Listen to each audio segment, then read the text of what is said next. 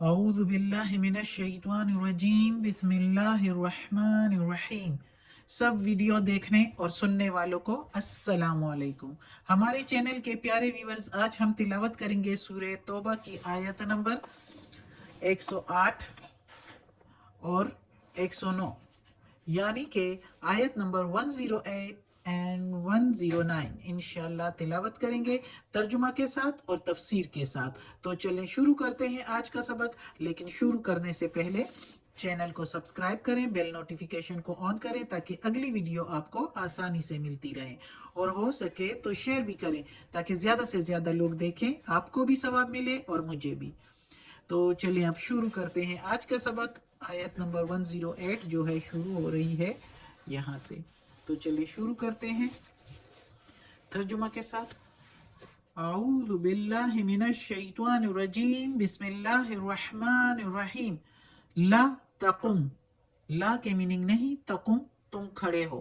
نہ تم کھڑے ہو، فی ہے اس میں، ابدن یا ابدا پڑھیں گے، الف ہے اور تو ہے ساتھ، ابدا کبھی بھی،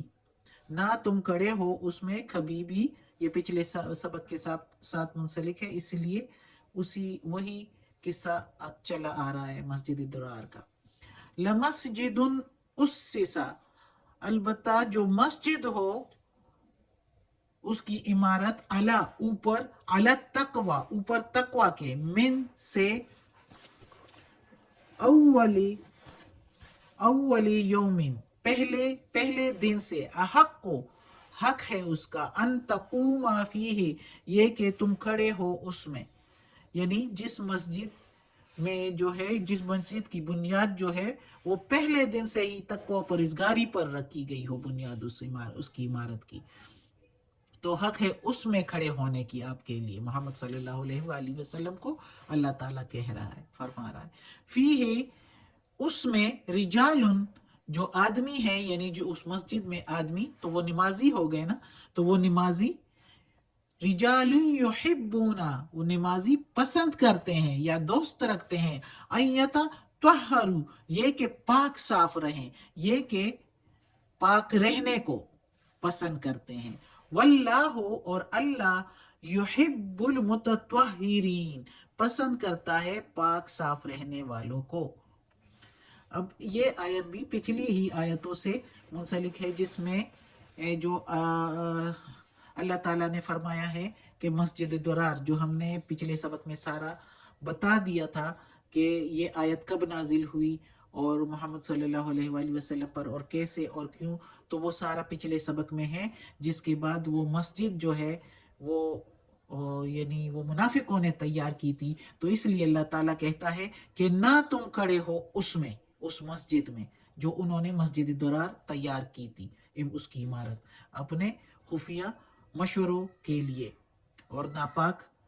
تدبیروں کے لیے۔ تو اس اللہ تعالیٰ نے محمد صلی اللہ علیہ وآلہ وسلم کو حکم کیا، وہی کی، کہ نہیں اس میں تم نے کھڑے ہونا، یعنی اس میں نماز نہیں پڑھنی۔ لمسجد اسسا وہ مسجد جس کی عمارت بنی ہو تقوی اور پرہیزگاری پر، یعنی کہ اس مسجد جس کی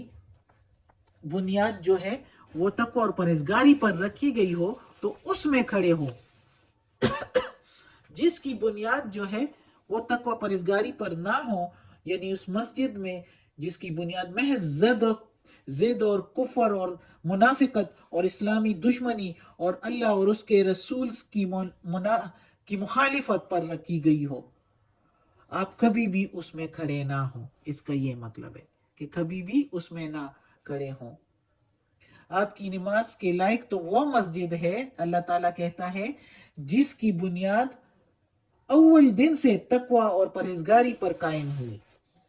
یعنی مسجد نبوی کے لیے بھی یہ کہا جا سکتا ہے اور مسجد قباء کے لیے بھی کہا جا سکتا ہے۔ اور چونکہ یہ مسجد درار جو ہے یہ مسجد قباء کے نزدیک بنائی گئی تھی، اور اس لیے کہ مسجد قباء میں جو مسلمان نماز پڑھنے جاتے تھے تو وہ زیادہ تر اس مسجد درار میں جائے اور وہ لوگ ان کو بے راہ کر دے، مرتد کر دے، جس طرح خود منافق تھے تو ان کو بھی منافقت کی طرف لے آئے، یعنی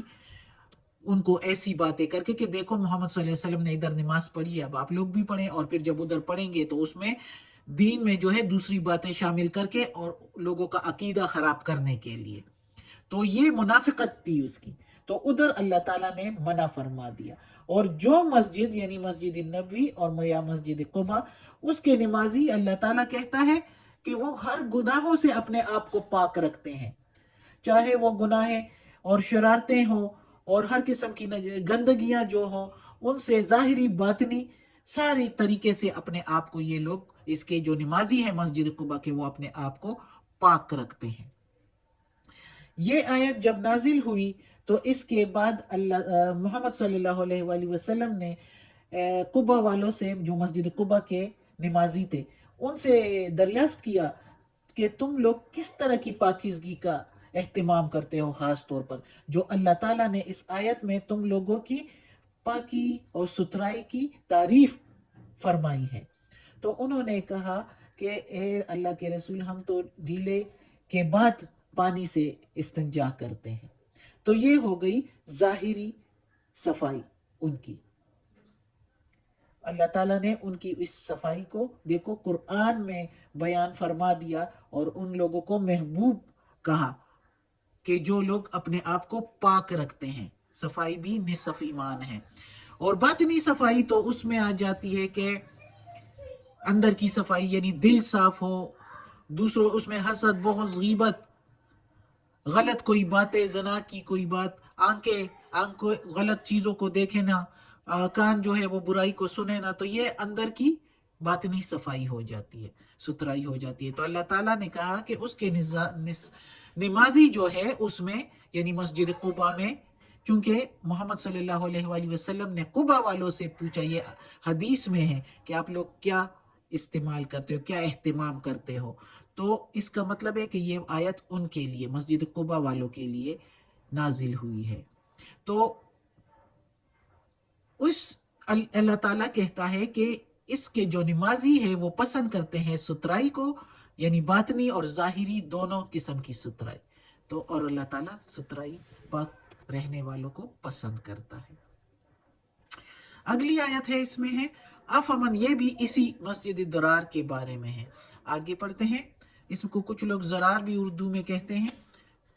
تو افمن، کیا پس جو کوئی، یا کیا پس جو کوئی، اسسا عمارت، بنیانہ بنیاد اس کی، علی اوپر، تقوی پرہیزگاری کے ہو، من اللہ اللہ سے. یعنی اس کا ترجمہ ایسے بھی کریں گے کہ کیا پس جو کوئی عمارت ہو اس کی بنیاد اوپر ڈرنے سے اللہ کے، یعنی اللہ کے ڈرنے پر اس کی بنیاد بنائی گئی ہو، اللہ کی رضا کے لیے یا اللہ سے ڈرتے ہوئے اس کی بنیاد بنائی گئی ہو، یعنی سچے عقیدے پر. وَرِضْوَانٍ، اور اس کی رضامندی کے لیے. خیر، بہتر ہے. یا من اسسا، یا جو کوئی عمارت، بنیانہ بنیاد اس کی، علی اوپر، شفا گھڑے، جروفن کنارے، ہارن گرنے والا ہو، یا جس کی بنیاد، اس عمارت کی بنیاد اوپر ایک گڑھے کے ہو، گڑھے کے کنارے پر ہو اور وہ گرنے والا ہو اس میں. فنہارا بھی، اور گر پڑا اس میں، یعنی اس گڑھے میں وہ گر پڑا، فی میں ناری جہنم، دوزخ کی آگ میں. یعنی گرنے کو تھا اور پھر اس کو لے کر گر گیا اس دوزخ کی آگ کے گڑھے میں. ہارن گڑھے میں گر پڑا، ہارن گر پڑا. اور شفا جو ہے وہ گڑھے کو کہتے ہیں، دوزخ کا گڑھا ہے یہ. واللہ، اور اللہ، لا نہیں، یہدی القوم الظالمین، ہدایت دیتا لوگوں کو جو ظالم ہو، جو گناہگار ہو. اب یہ بھی آیت اسی کے ساتھ ہے کہ ایک مسجد جس کی بنیاد تقوی اور پرہیزگاری پر ہو، یعنی اللہ سے ڈرتے ہوئے انہوں نے خیال اللہ کا رکھا ہو کہ اللہ کی رضامندی ہو اور اللہ کی پرہیزگاری، یعنی جو اللہ کے احکامات ہیں اس کے مطابق اللہ سے ڈرتے ہوئے وہ بنائی ہو،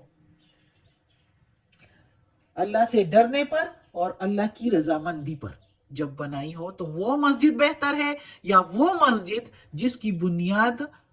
دوزخ کے ایک گڑھے کے کنارے پر ہو اور وہ اس کو لے کر گر پڑا، یعنی وہ گڑھا جو ہے اس عمارت کو لے کر گر پڑا اسی میں، دوزخ کے آگ میں، یعنی اس پر تھوڑا سا کوئی زمین ہلی یا وہ گڑھے میں جو ہے تھوڑا سا پانی ٹپکا تو وہ جو ہے وہ مسجد یا وہ عمارت اس میں گر پڑی۔ مسجد کا نام تو اسے دے ہی نہیں سکتے کہ وہ، ویسے تو مسجد انہوں نے تو مسجد کا نام دیا تھا تو اس لیے مسجد کہا جا رہا ہے، لیکن تھی تو وہ ایک عمارت جو دوزخ کے گڑھے کے کنارے پر اللہ نے اس کا نام دیا ہے۔ شفا گڑھے کو کہتے ہیں جو دوزخ میں بہت نچلا گڑھا ہے، بہت ہی تکلیف دہ، اس میں دوزخی جو سب سے زیادہ منافق والے دوزخی ہوں گے وہ شفا میں ہوں گے۔ تو اس لیے جو لوگ اکثر کہتے ہیں شفا صحت یابی کو کہتے ہیں اور شفا جو ہے وہ گڑھے کو کہتے ہیں، تو اگر کسی نے کہا کہ اللہ آپ کو شفا دے تو اللہ بچائے شفا سے، شفا تو دوزخ کے گڑھے کو کہتے ہیں جو ادھر اللہ تعالیٰ نے بتایا ہوا ہے کہ وہ مسجد جو انہوں نے بنائی تھی اس کی بنیاد دوزخ کے ایک گڑھے کے کنارے پر تھی، اور جیسے ہی وہ تھوڑی سی زمین سرکی تو وہ گڑھا اس کو لے کر اس عمارت کو گرا دیا اپنے میں، اس گڑھے میں اور دوزخ کی آگ میں۔ اللہ کہتا ہے کہ ایسے لوگوں کو میں ہدایت نہیں دیتا جو اس طرح کی حرکتیں کرتے ہیں۔ اب اس پر دیکھو نا کہ اللہ تعالیٰ صاف طور پر کہہ رہا ہے کہ جس کی بنیاد تقوی، یقین، خلوص اور اللہ کی رضامندی پر ہو وہ تو نہایت ہی پائیدار ہوتا ہے، لیکن جس کام کی بنیاد شک، منافقت، مکر اور فریب پر ہو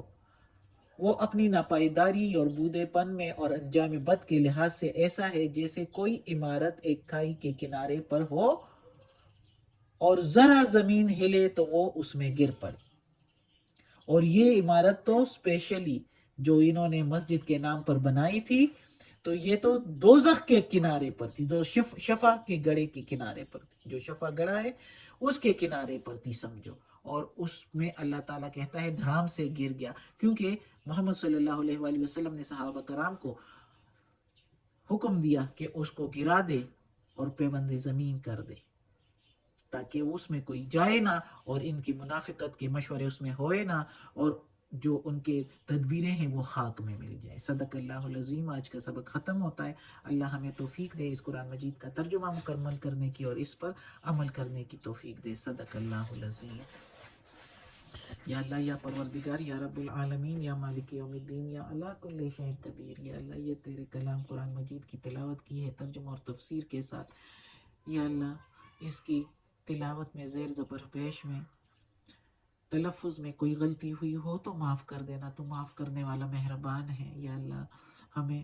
عافیت والے معاملات دے، ہماری بیماریاں، تکالیف، پریشانیاں اور برائیاں ہم سے دور کر دے۔ یا اللہ ہمیں اپنے نیک اور صالح لوگوں میں شامل کر